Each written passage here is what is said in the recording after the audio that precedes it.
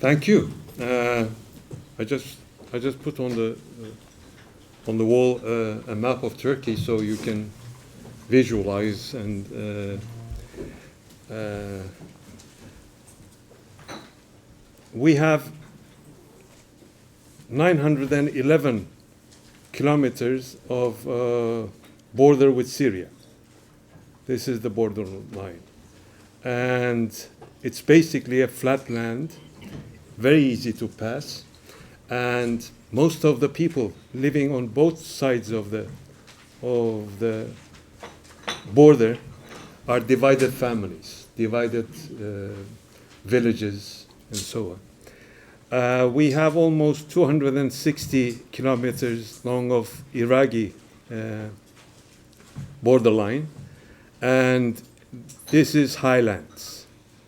It's rough terrain and basically highlands. So the Syrian crisis has become the world's largest humanitarian tragedy in recent memory, as you all know. Almost half of the country's population, close to 12 million men, women, and children, have been displaced. Turkey continues to pursue an open-door policy for Syrians without any form of discrimination. We respect the principle of non-refoulement at the border and provide Syrians with temporary, quote-unquote, temporary protection. According to the UNHCR, as you know, Turkey is now the biggest refugee hosting country in the world. As the world's third largest and in terms of percentage of national income most generous donor country, according to the Global Humanitarian Assistance Report of 2014, Turkey is trying to do more than its share in alleviating the suffering of the Syrian people. The total number of Syrians living in Turkey reached, this is official, over 2.4 million as of October this year. Almost 275,000 men, women, or children from Syria are accommodated in 25 temporary protection centers and provided with food, non-food items, health and education services, as well as psychological assistance, vocational training, and social activities in Turkey. Those 25 temporary protection centers, what we call, are mainly at this side of the border, at the vicinity of the border.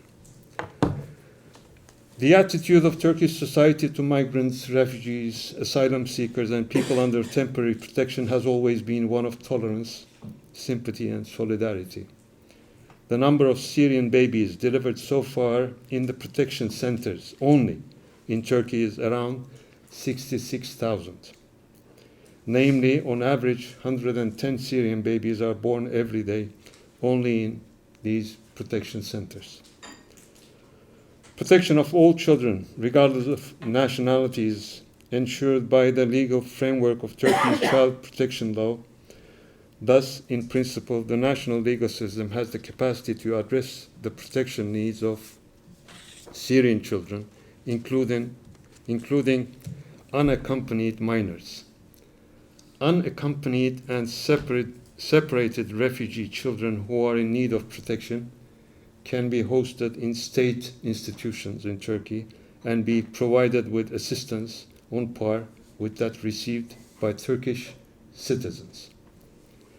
Thus, within the existing framework, contingent upon the Syrian child's registration with the authorities and availability of resources and the capacity of the state, primary education, including language training, as well as medical care, are provided. We believe that education is a foremost need for the children, refugees, within the scope of the reconstruction of future Syria. There are almost 650,000 school-age Syrian children in Turkey, and 400,000 of them miss on schooling at the moment. New schools, classrooms, and teachers are urgently needed. In this regard, proper funding for the implementation of the UN No Loss Generation strategy became a priority. Syrian youth may apply to attend Turkish universities, provided that they satisfy language and academic requirements. The Council of Ministers announced that tuition fees for Syrian students would be waived for the 2014-2015 academic year for state universities. In addition to that, more than 2 million Syrians who live outside centers, the protection centers, are also under our protection regime, and they benefit from free medical services in the country. They are intensively living in 17 cities in Turkey. About 60% of them are residing in places like Şanlıurfa, Gaziantep, Hatay, Kilis, and Istanbul. We estimate that almost 500,000 now lives in Istanbul or at vicinity of Istanbul. Syrian refugees who enter Turkey are registered by the Turkish authorities. Free access, as I've said, to medical treatment is facilitated for all Syrian refugees residing in protection centers. Furthermore, Syrian nationals who are not residing in protection centers can approach health service centers or state hospitals and receive medical attention free of charge. If a Syrian has not yet been registered by the Turkish authorities, they can still approach the health centers and state hospitals, which are located in one of the provinces that are hosting protection centers.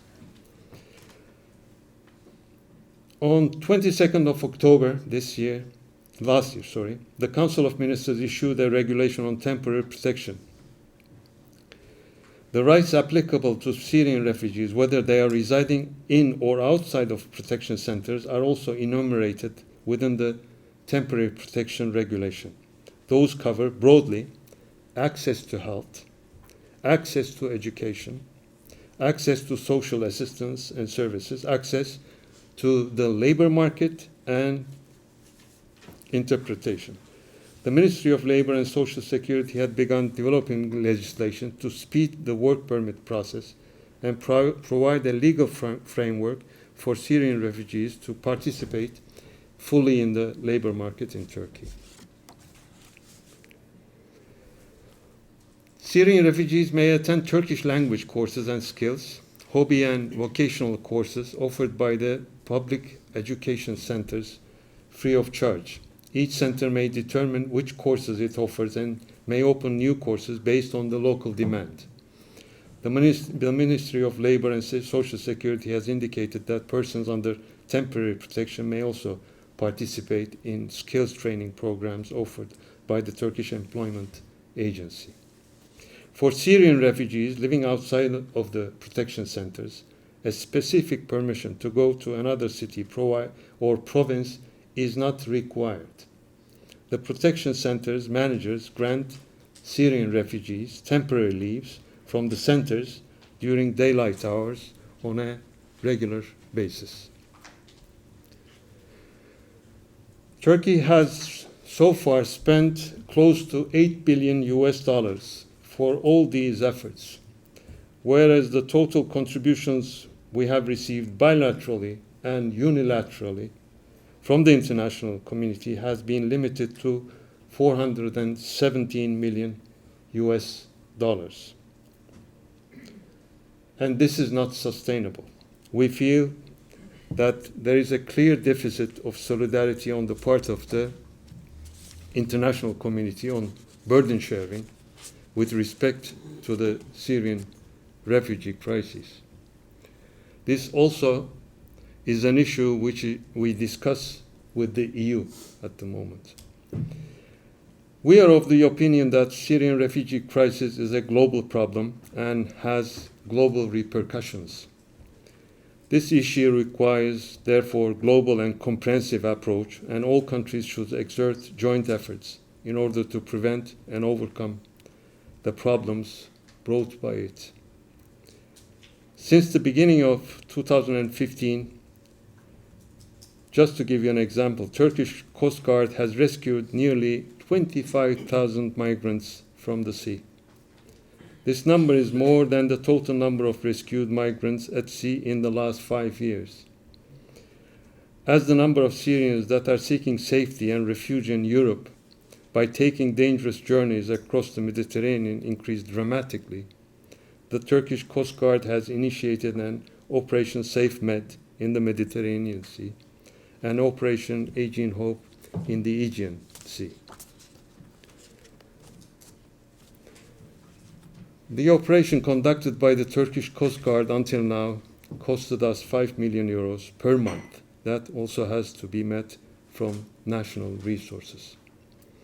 Turkey, while hosting the highest number of Syrians, is at the same time exerting every possible effort to minimize irregular migration. Since the beginning of 2015, Turkish Coast Guard has apprehended 142 migrant smugglers. Turkey has long been advocating the idea of setting up camps in what we call humanitarian safe areas in the north of Syria. Through the establishment of such humanitarian safe areas, it would be possible to prevent more than 8 million displaced people in Syria from embarking on a journey to Europe, and to alleviate the current humanitarian crisis by sustained and regular flow of assistance into these areas. We think this would enable voluntary returns of the displaced persons, help ease humanitarian disaster and the immigration pressure, clear Daesh, ISIS of our borders with Syria, preserve Turkey's border and national security, and lastly, pave the way for moderate forces to administer those areas.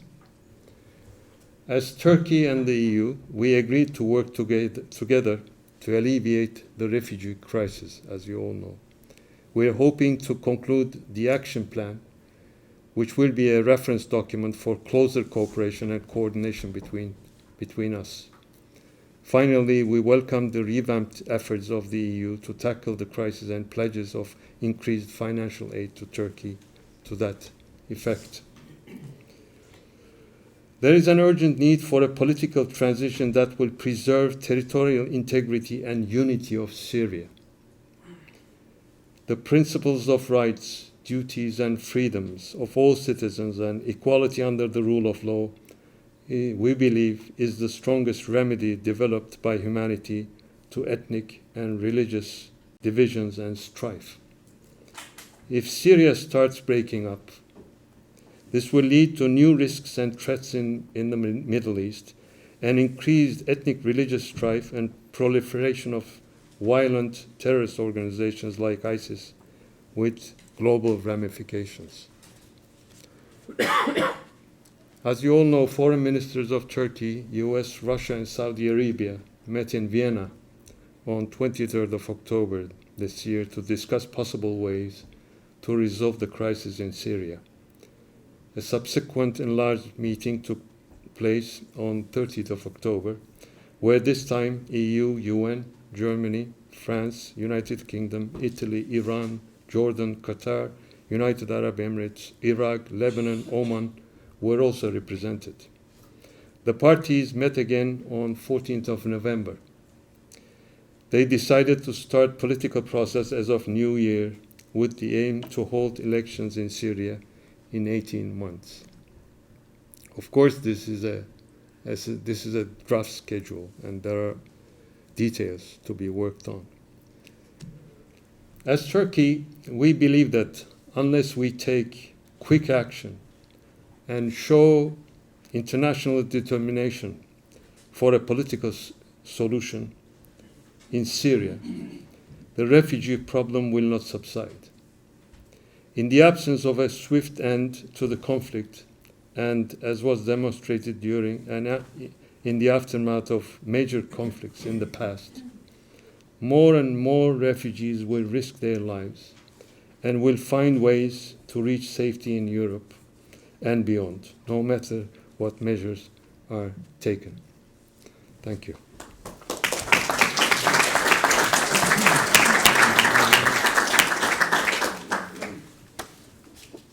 Okay, well, thank you.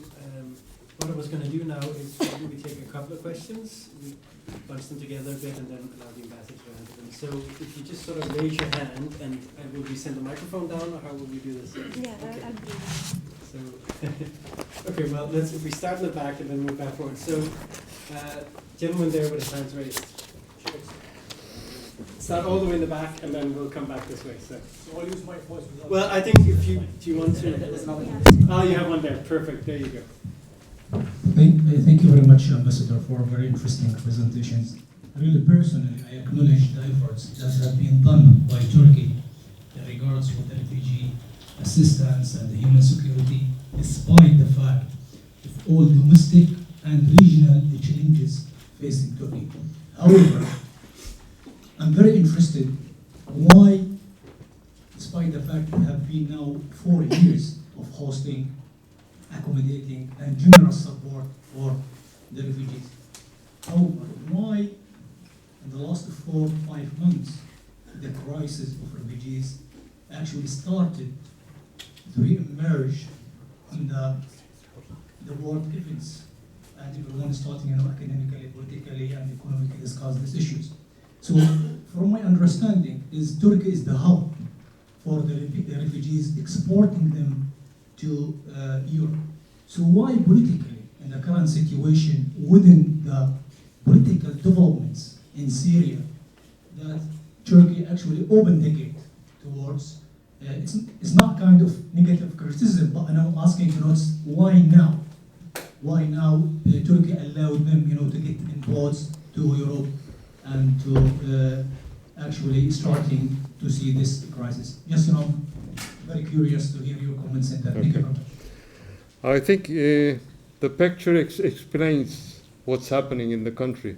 As I've told you, there are 25 protection centers, quote unquote, and about 275,000 people are living in those centers. But we're talking about more than 2.4 million people. So where are the others? They're in the cities. They're everywhere. So, and we're trying to cope up with their needs also in the cities, in the counties, in small, even villages. Therefore, the burden is very high. So, and the number is increasing almost daily.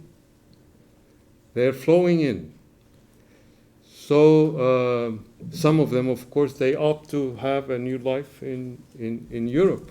That's why they're taking these dangerous journeys. And we are not confining them compulsory, the 275 plus or minus people, to the centers. They can leave the centers, at least with registration and permits. But the others, they are living in the cities. So I think this picture gives you a reply to your question. Okay, thank you. The gentleman with the glasses there.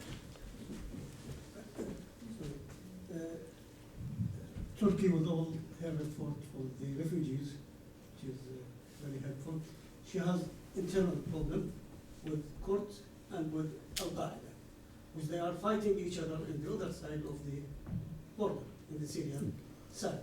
Right. And then we know the grooming of a lot of the opposition movements, except the Kurdish, and by Turkey to the other side, and now Turkey is talking about the integrity of Syria. What's the position will be against the other side of the border? Is going to take the side of the Kurdish, Al-Qaeda, or leave them fighting and doesn't allow anyone to interfere to finish one side? Because now we know Russia and this are emphasizing on Al-Qaeda. Thank you. We think ISIS is a very genuine and great threat. be it Al-Qaeda or any other terrorist group, Turkey is against all of them, definitely. I'm sure you know what happened in Ankara just 2 months ago. We lost 102 of our citizens. That was an ISIS attack on us. And in the last couple of months, we have been gathering, now I think the official figure is 100 and something around 150 suspected people within the country, in the cities. So Turkey is a member of the coalition, opened its spaces to fight ISIS. And so I think there is no question mark on that. Definitely we have to deal with this threat, and because it's very serious and a huge threat. I think the international community was late in grasping how serious threat that was. But now everybody's understanding the situation. So that's clear for us. The second point, as I've said, we want an intact Syria in the future. We believe that whoever is partitioning the country will create further problems for the region and further problems for Turkey and neighboring countries. It will not be easy, definitely, but I think the formula has to be found so that each and every Syrian, hopefully, will enjoy similar rights in a free Syria in the future. So that's our position also regarding Kurds or any other group living in Syria. The fight against PKK has been going on in the last 3 decades in Turkey, as you know. And we regard PKK as the Europeans, as the Americans, as the West, as a terrorist group. That's why the state is continuing its struggle with this terrorist group. Yes, thank you. Thanks. Well, maybe one last question then, so we'll go in front here.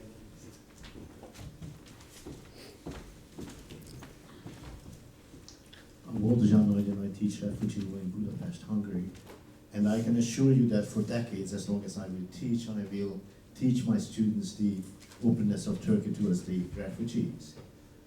But my question relates to your mentioning a fair share in taking part of alleviating the plight of the refugees. Mm-hmm.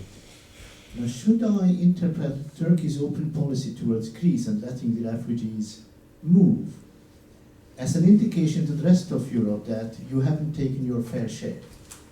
So is that a kind of a political support for the idea of the fair share, saying refugees leave Turkey and go to Greece and then onwards up to Germany, and thereby Turkey enhances Germany and the rest of Europe taking its fair share? And to follow up on that question, assume the EU and Turkey agree that Turkey gets substantive support not to let people move on. Would Turkey be able physically to control that movement? Now, as you know, the high-level Commission officials and Chancellor Merkel visited Turkey recently, and now last week, and still maybe now, they're discussing these matters in detail, both in Istanbul and in Brussels. I know that they have an agreement on certain principles, but there are also some details to be worked out. But I can tell you that in general there is a good understanding now that there should be a more closer cooperation on this issue to deal with, and working the details of the action plan, as I've mentioned, will take some more time, but there will be some steps hopefully taken in very recent future. If we can work on such an understanding, such an action plan, I think definitely this will help to, I cannot say fully normalize the situation, but definitely will help to contain the situation for it. But on the other hand, we have a very strong hunch that, as I've said at the end of the presentation, we have to deal very urgently with the crux of the matter, so to say, that the situation prevailing in Syria. If we cannot find a way out to the situation prevailing in Syria, whatever we do on the refugee crisis will not suffice. That's why we as Turkey, we place a lot of importance, emphasis on the ongoing negotiations in Vienna. As I've told you, there is a principal understanding now that they should start political consultations 1st of January, with the aim of having elections in Syria in 18 months. This is nice to the ears, but I mean it's not easy.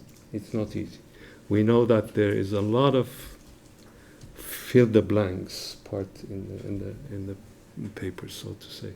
So it needs an arduous and very hard work to finalize and to have something concrete on that issue. But we believe that if we cannot succeed in Vienna, whatever we'll do will not suffice to alleviate the situation. Okay, well, thank you very much. I'm sure there's a million other questions, but I think we need to let the ambassador leave. So I want to thank the ambassador for his contribution, and I wish him luck, and I understand you're going straight to another speaking engagement. So. Thank you.